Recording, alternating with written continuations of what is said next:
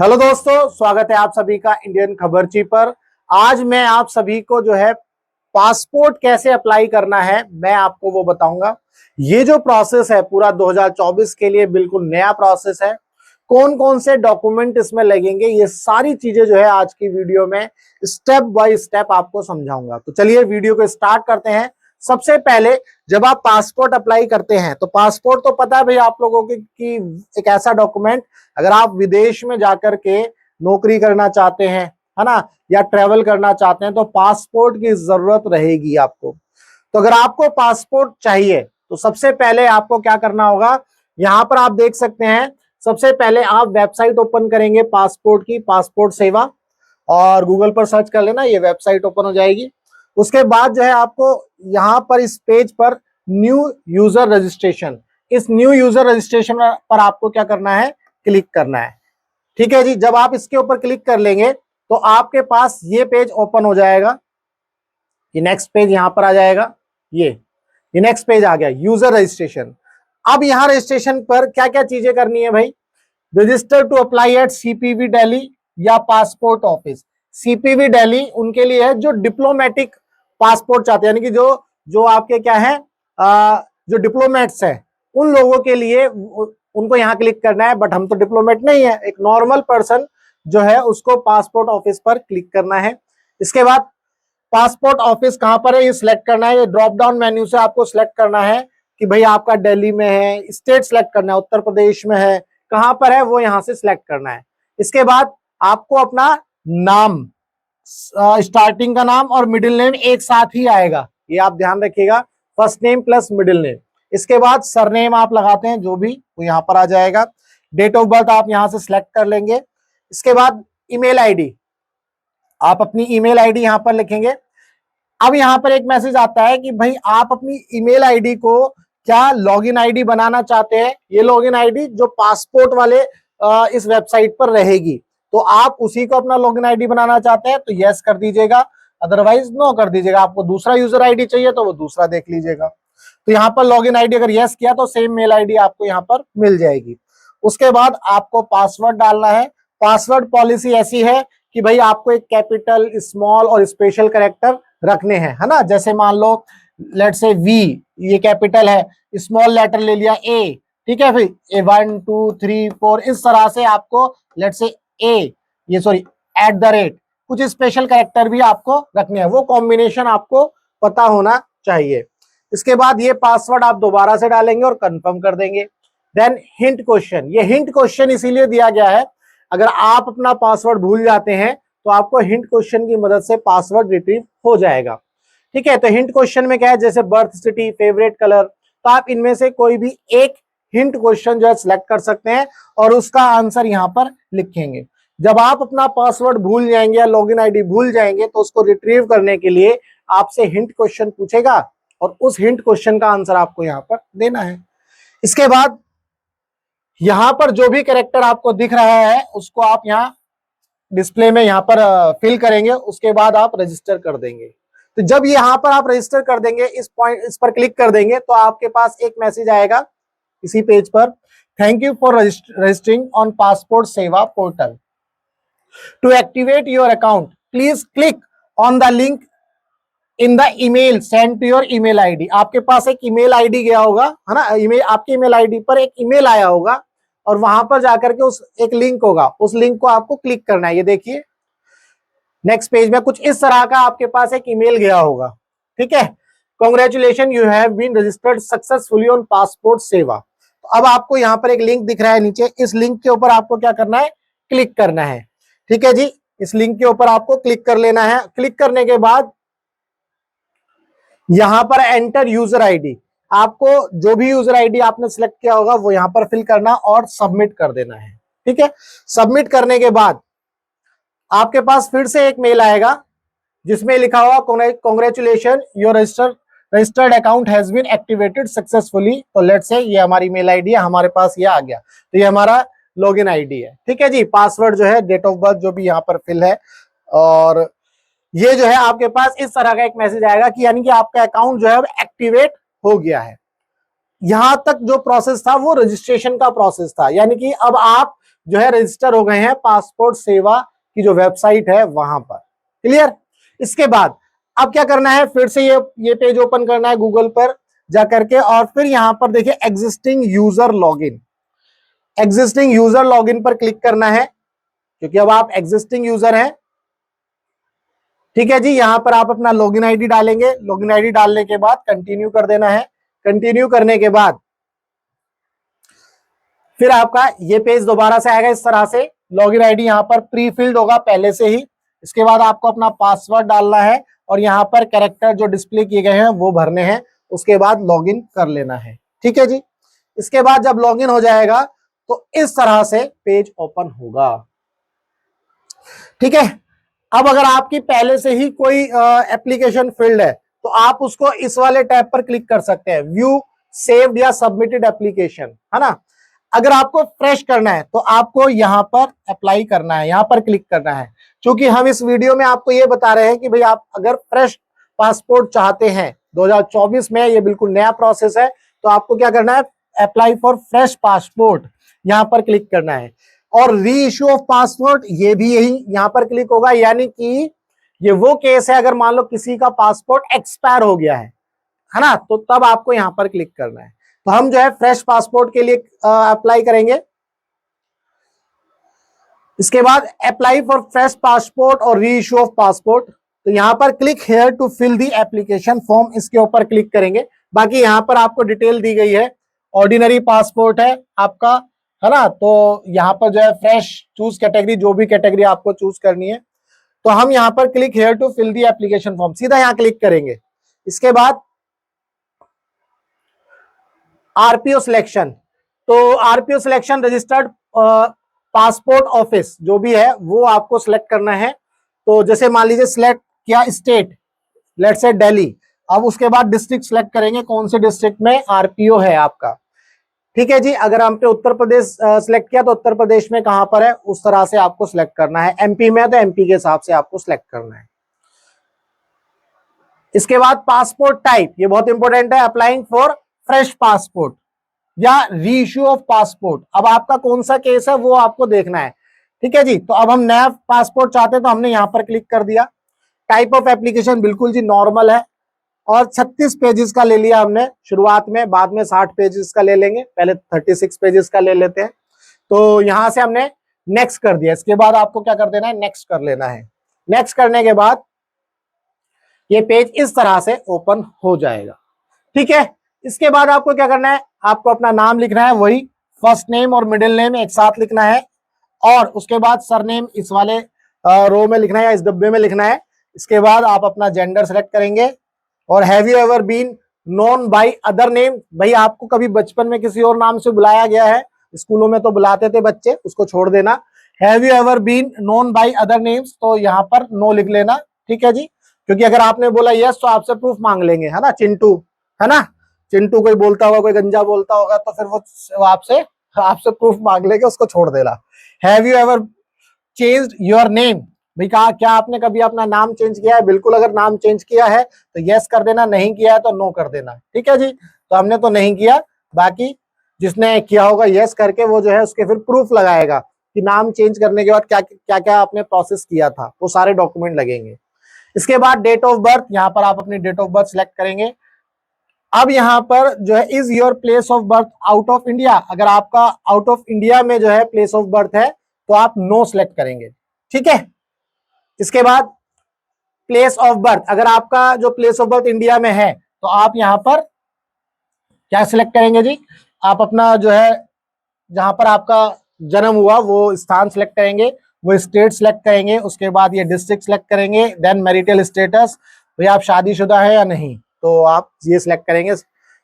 ठीक है जी। Citizenship of India by birth ही है, भाई आप इंडिया में पैदा हुए हैं तो बाय बर्थ हमने सिलेक्ट कर लिया।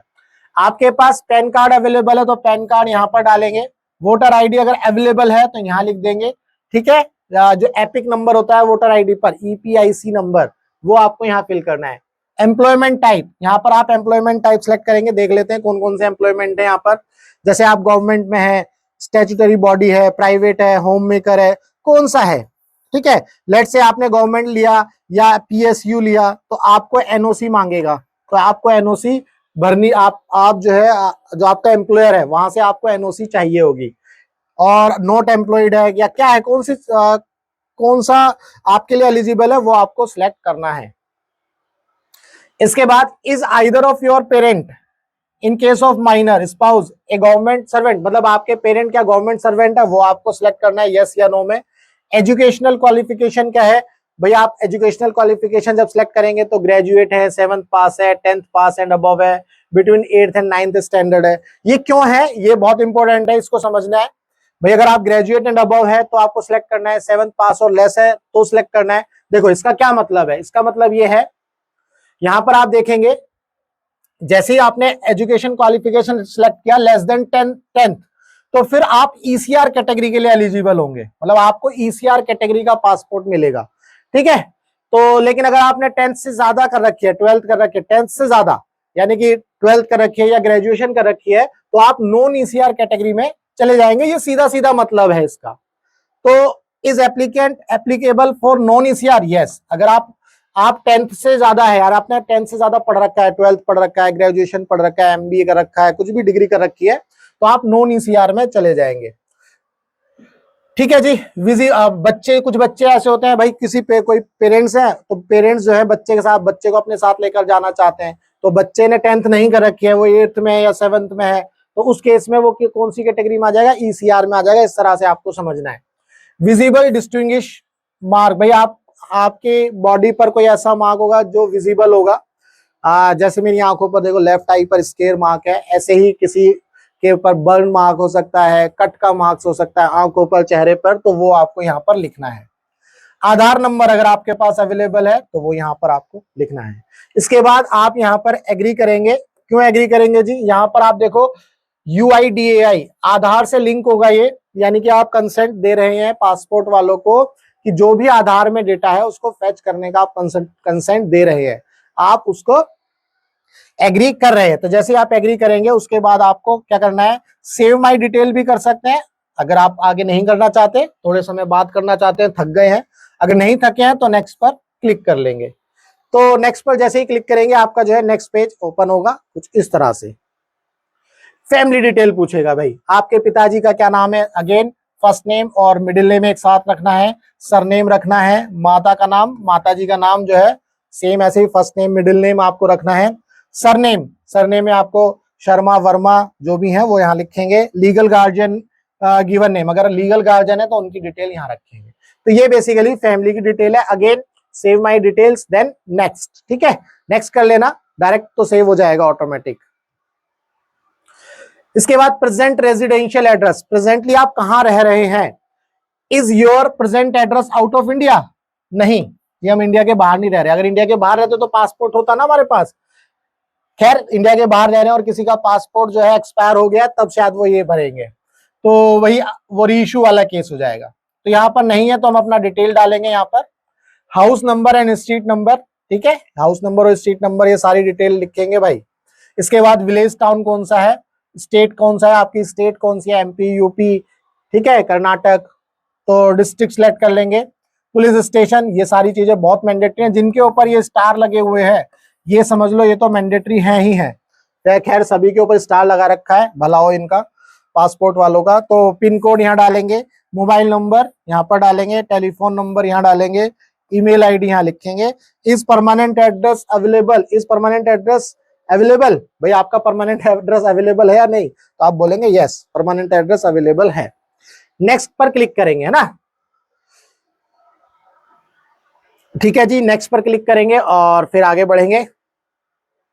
आगे आ गया इमरजेंसी कांटेक्ट, भाई आपका जो मोबाइल है मान लो चोरी हो गया कुछ समय के लिए और उसी समय जो है पासपोर्ट सेवा वालों ने आपको फोन कर दिया कि आपका जो है क्या बोलते हैं, आपने जो है क्या लिया था, भाई आपको पासपोर्ट सेवा केंद्र जो है विजिट करना था, है ना, तो अपॉइंटमेंट लिया था और उसी समय आपका मोबाइल चोरी होगा, तो इमरजेंसी में वो कांटेक्ट कर लेंगे। तो नेम एड्रेस, अपनी वाइफ का नाम डाल दो, वाइफ का नंबर डाल दो, जो भी इमरजेंसी नंबर आप देना चाहते हो, ठीक है जी, माता का डाल दो, पिताजी का नंबर डाल दो। तो यहाँ पर आपको उनका ईमेल आईडी, सब ऑप्शनल है, यहाँ देखिए इनके ऊपर स्टार नहीं है, इनके ऊपर स्टार नहीं है, तो ये ऑप्शनल है, आपकी इच्छा है इन पर इनको नहीं डालना, लेकिन हाँ ये जरूरी है, नेम एंड एड्रेस और मोबाइल नंबर, जैसे अपने एक तो जरूरी है, ठीक है ना।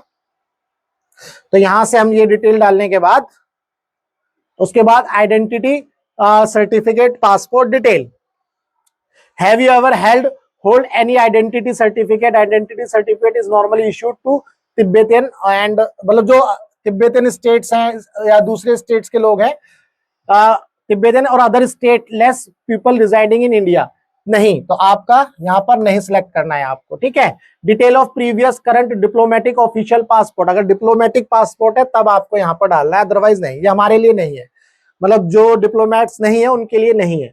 Have you ever applied for passport but not issued, यहाँ पर भी आप सिलेक्ट करेंगे, कई हो सकता है भाई पहले आपने कभी अप्लाई किया हो लेकिन आपको इशू नहीं किया हुआ हो, ठीक है, तो आप यहाँ पर नो सिलेक्ट कर लीजिएगा अगर आप फर्स्ट टाइम कर रहे हैं तो, और अगर किया है तो यस कर लीजिएगा। देन नेक्स्ट पर क्लिक करेंगे। नेक्स्ट पर क्लिक करने के बाद यहां पर ये बहुत इंपॉर्टेंट है, आपकी कोई क्रिमिनल हिस्ट्री तो नहीं है, वो सारी चीजें हैं, एक एक करके देख लेते हैं। Are any proceeding in respect of any offence committed by you pending before a criminal court of law, no, वैसे तो सारे नो ही करने हैं आपको, अगर आपके ऊपर कोई भी केस नहीं है तो, ठीक है। हैव यू एवर वारंट, कभी आपको वारंट इशू किया गया है, समन इशू किया गया है तो नहीं, ठीक है जी। क्या आप कभी अरेस्ट हुए हैं, नहीं। Has any order prohibiting your departure from India, कभी इंडिया से आपको बाहर फेंका गया हो, ऐसा तो नहीं है, ठीक है, आप अपनी मर्जी से जाएंगे पासपोर्ट और वीजा लेकर के।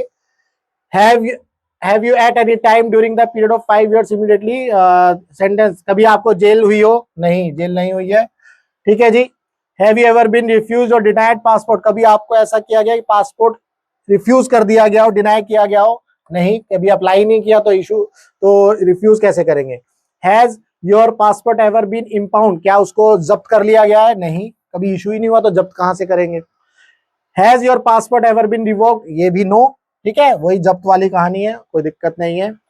Provide the following details if applicant has applied for और बीन ग्रांटेड फॉरेन सिटीजनशिप, ये फॉरेन सिटीजनशिप के लिए है तो सारे नो हो जाएंगे अगर आप फॉरेन सिटीजनशिप नहीं लिए कभी पहले आपने। आप provide the following details if applicant has return to India on emergency certificate, emergency certificate पर इंडिया आया हो, हम कभी इंडिया से बाहर ही नहीं गए तो इमरजेंसी में आएंगे कहां से, तो आपको नो पर ही सिलेक्ट कर लेना है, तो आपके लिए सारे नो हो जाएंगे, है ना, क्रिमिनल हिस्ट्री नहीं है, ये सारी चीजें आपको पता चल गई।